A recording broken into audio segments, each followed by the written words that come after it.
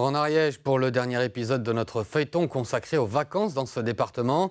Aujourd'hui, direction la réserve nationale d'Orlu, le paradis des randonneurs amateurs de beaux paysages et de faune sauvage. Une série signée Laurent Winsbach et Pascal Dussol. À un peu plus d'une heure de marche du parking le plus proche, s'ouvre une très grande prairie le long de la rivière Oriège. C'est ici le cœur de la réserve nationale de chasse et de faune sauvage d'Orlu. Le lieu idéal pour découvrir la montagne et en particulier ses animaux emblématiques. C'est moi qui ai organisé cette petite randonnée et pour faire découvrir à des personnes les marmottes et les isards parce que ici c'est vraiment l'endroit où on peut les voir. Je suis à peu près sûre de mon coup là-dessus. Voilà.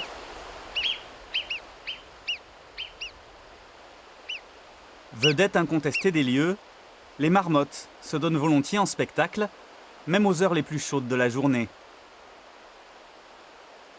Elles sont habituées au passage des randonneurs et ne fuient que si ces derniers ont l'audace de s'écarter des sentiers balisés.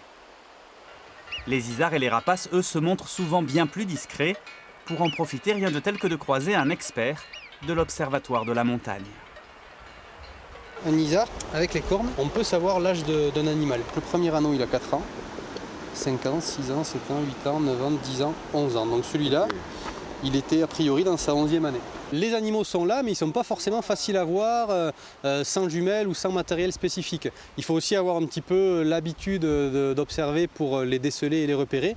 Et donc dès que l'on a une longue vue positionnée avec un animal dedans, c'est vrai que les randonneurs ou les personnes qui viennent découvrir ce site aiment bien observer et mettre l'œil dedans. Cette faune sauvage si accessible dans son décor de rêve offre un dépaysement garanti. En particulier pour ceux qui sont venus de loin, exprès pour l'admirer. Nee, ik zie die dingen. Het is niet een marmot. Ja. Is er een, Maar eens kijken, er zit onder Waar de... zit hij dan? Hij zit als je die... We don't have mountains. It's flat. Chez nous, nous n'avons pas de montagne, c'est tout plat. Nous ne pouvons pas du tout pratiquer ces activités. Nous devons forcément voyager soit vers les Alpes, soit jusqu'ici. Et pour moi, c'est une grande première dans les Pyrénées. Grimper jusqu'au sommet et après se régaler d'un bon repas, boire une bière, ça c'est des vacances pour moi. Je viens de Dijon et ce qui nous attire en fait c'est la verdure, c'est les fleurs, c'est très vert et ça change quoi, c'est moins minéral. Voilà, c'est ce qui nous attire ici.